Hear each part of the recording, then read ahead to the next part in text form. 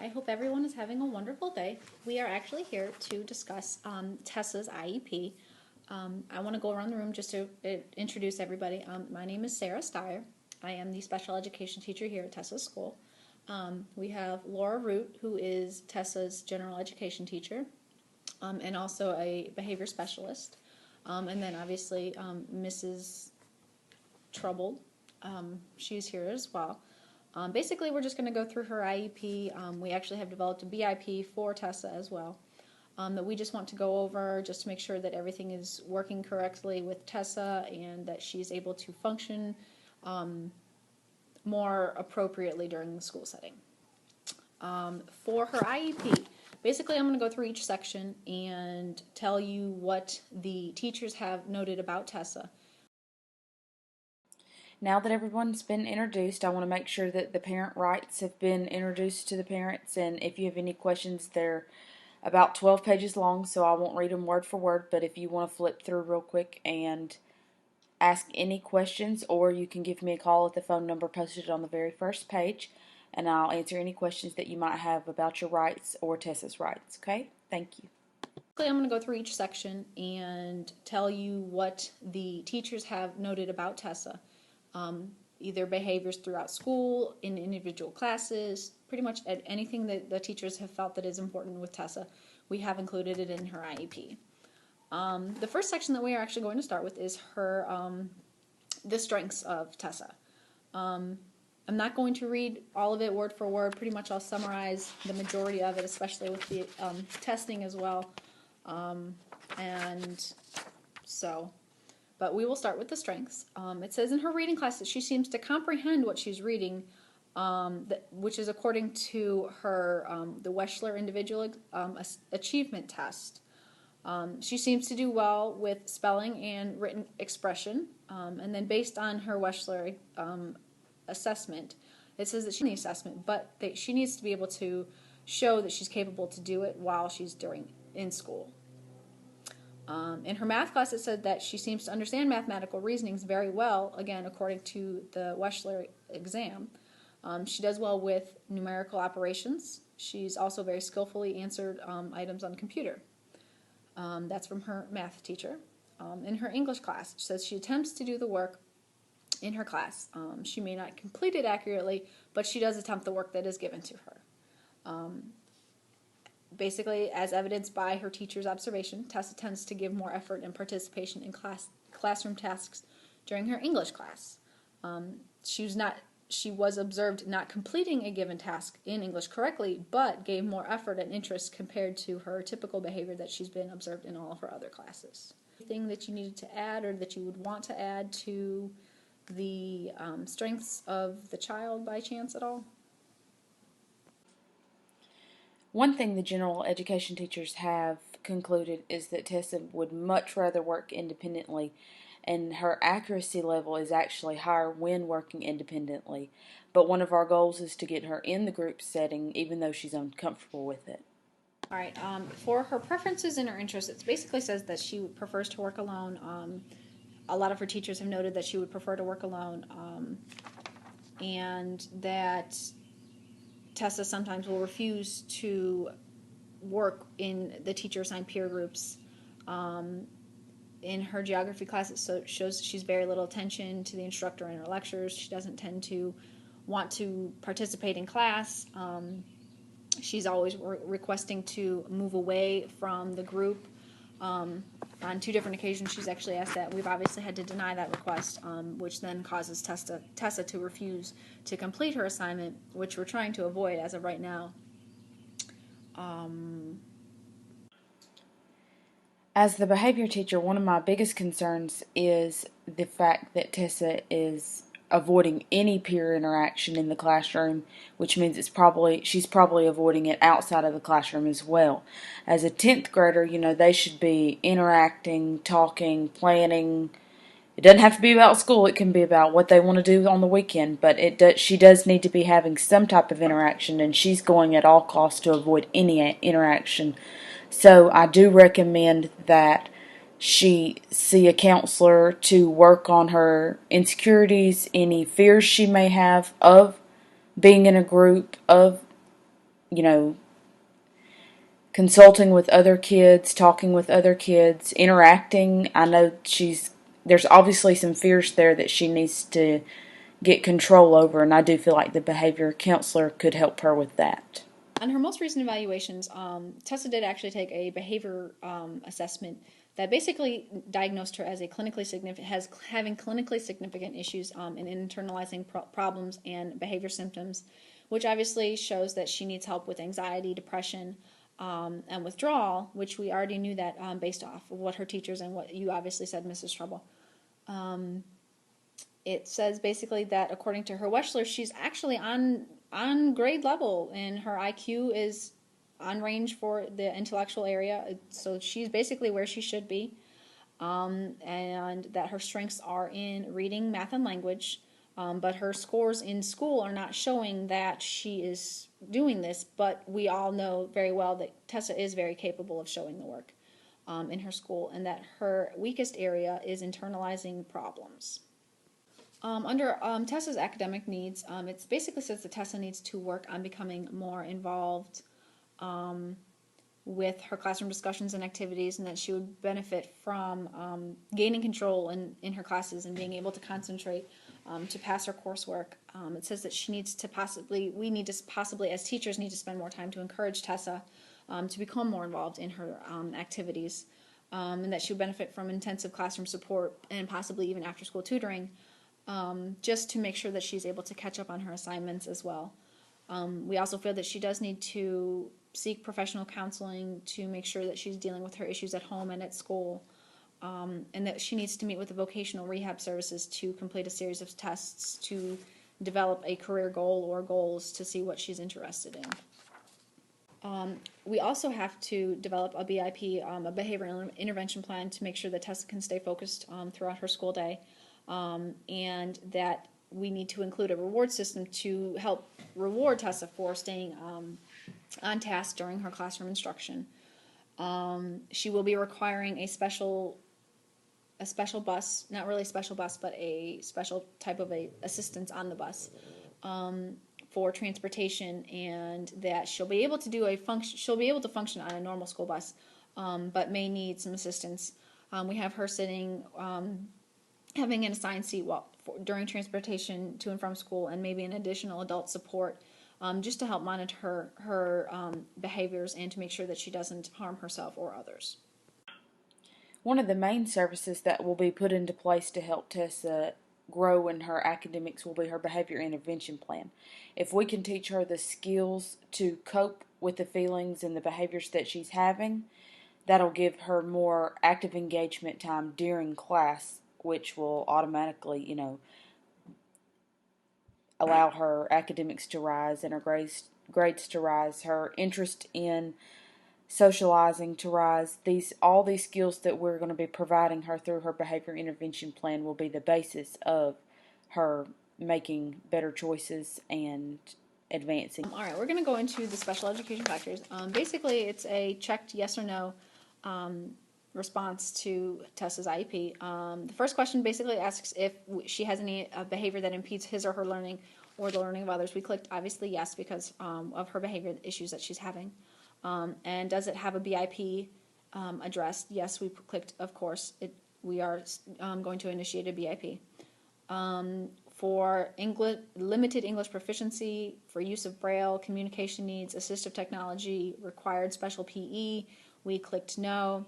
We feel that Tessa won't be on the Alabama alternate assessment. She's too bright for that. And then that transition services would be addressed in this IEP with an annual goal. Tessa will be able to use a regular bus. Basically with Tessa, we will be presenting her with a regular bus, but we will have that she have adult support, preferential seating, and her behavior plan will obviously be in place. We have that the bus driver and the support personnel will be aware of Tessa's behavior and her medical conditions that you had.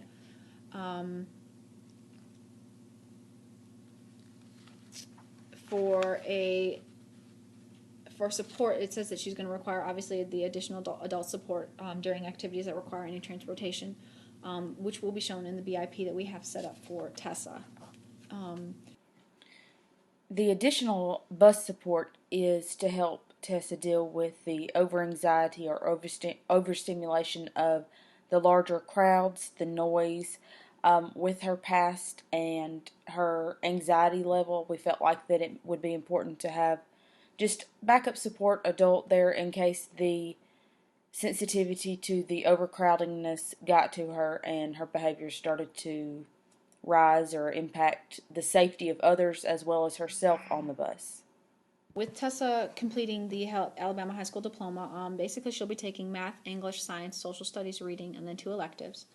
For the goal that we have set for Tessa, it says that basically for post-secondary education, we will have Tessa being prepared to participate in a technical and non-degree program based on her completion of her IEP, her high school diploma program, and then the submission of an application or enrollment. Would you have any issues with us as a school focusing on a technical and or non-degree education, which basically means that she would be getting a certificate? It's very comparable. It's like going to a technical college is basically what it would be for Tessa. For her employment, we have that she will be prepared to engage in a career-related planning leading to the selection of a career based on her interests, aptitudes, and any occupational information. For her community and independent living goal, we have that she will participate in community activities and will live independently based on the independent living skills that she has achieved and the identification of any community living options that she has. Basically, would you have any issues with Tessa living independently on her own or with a significant other or maybe even a friend just to see where she's going as a girl once she has graduated college, or not college, I'm sorry, high school. We're actually going to skip ahead to the transition that goal that we have set up for Tessa. Basically, it says that she doesn't as of know right now what she wants to do as a career, but she will be taking a career exploration class and to determine her interests. Her annual goal basically states that she will be she'll complete a series of activities in order to prepare her for a transition into a competitive, supportive employment by the end of the school year of this year. Her benchmarks basically state that she'll be able to identify interests and abilities related to potential careers. She'll be able to identify attitudes and behaviors that are necessary for jobs, and that she'll be able to show and demonstrate positive work habits and attitudes on school and in community-based training that we will have possibly set up for Tessa. Basically, for her math goal, it shows that she's basically ranked in the average percentile, that she's quiet, but she doesn't participate verbally in classes, and then she'll often copy her classmates' assignments. Her annual goal that her teacher had is that she will be able to accept personal responsibility by completing 90% of her math assignments in order to pass her math requirements for her graduation.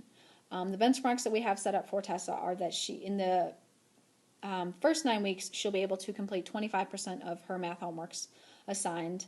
By the end of the second 9 weeks, Tessa will be able to have completed 50% of her assigned homeworks. And then by the end of the third 9 weeks, she will be able to have completed 75% of her homework assignments. But again, obviously, we expect Tessa to complete at least 90% of her assignments.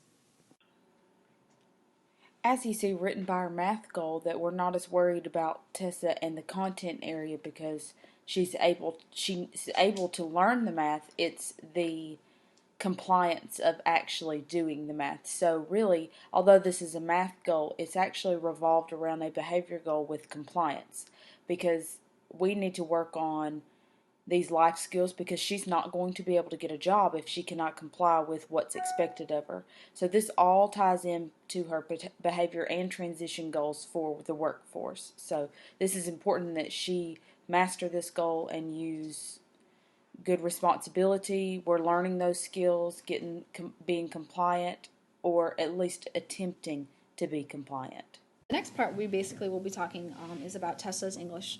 It says right now she's struggling to use capitalization, punctuation, and sentence structure in her independent writing, that she is able to identify mistakes that is presented by the teacher, but she struggles to identify her own.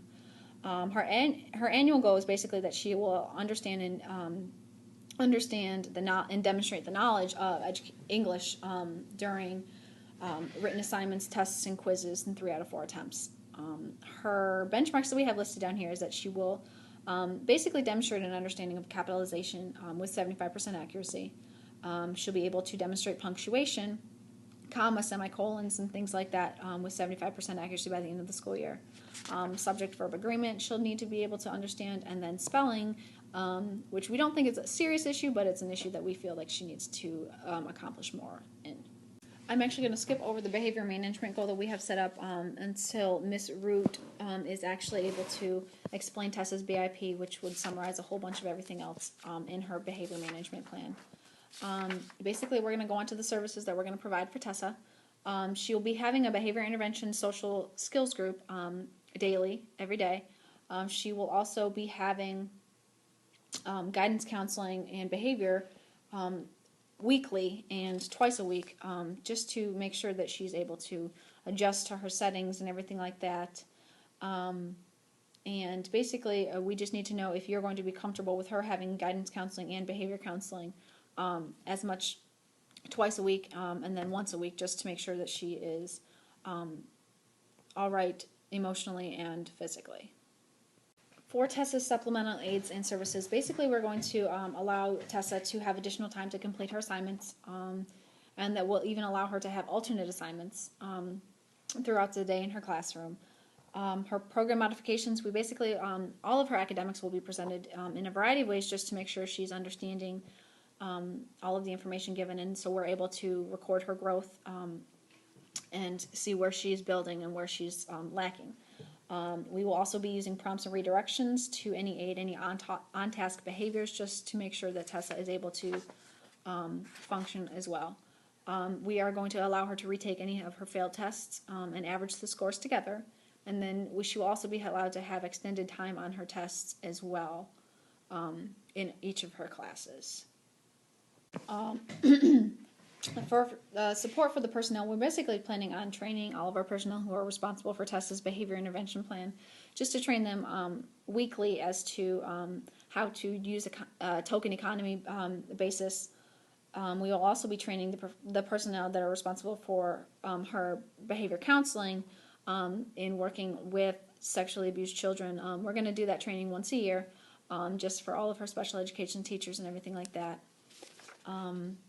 We are actually going to be talking about her BIP and her behavior management plan right now, and then once we're done, we will get to signing all of the signature pages.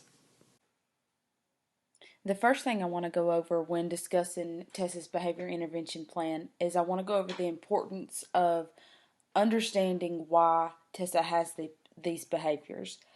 It's extremely important that her team realizes what she's been through, and like 9 out of 10 other kids with behavior problems, when these outbursts occur or shutdowns occur, they're usually caused by the lack of communication skills or the lack of ability to express their feelings. So I want to make sure that when we are going over Tessa's behaviors, that we are understanding of the behaviors and that we realize that these are not always helped and that she is going to have to learn coping skills to deal with these behaviors.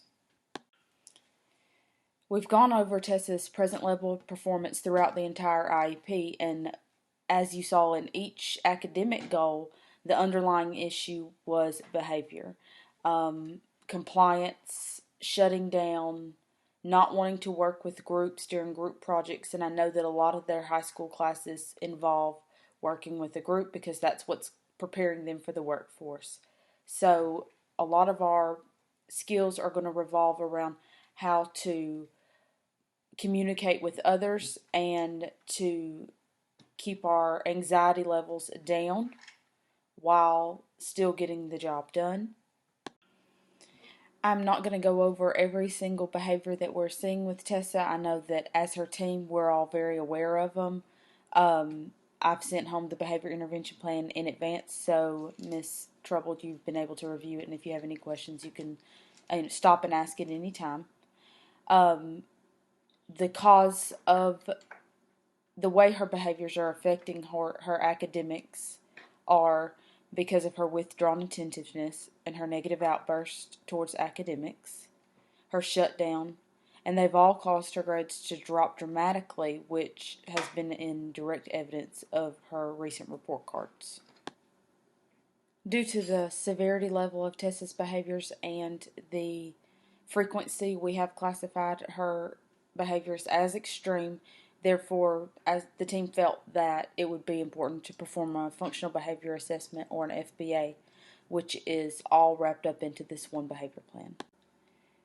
After taking in consideration all of Tessa's behavior infractions, all of her teacher input and teacher observation, we compiled all of the information and came up with a goal of Tessa will increase her ability to function successfully in the classroom environment, as evidenced with her compliance with classroom and school rules through application of learned and applied behavior strategies in 7 out of 10 observed opportunities, to do so for 5 consecutive days with no more than 1 office referral.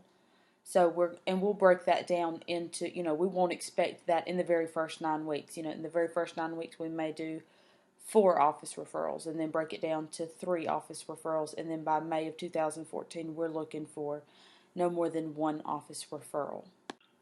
Some of the strategies and replacement behaviors that we've been teaching Tessa are to ask for a break, or to get the directions again, ask what exactly am I supposed to be doing?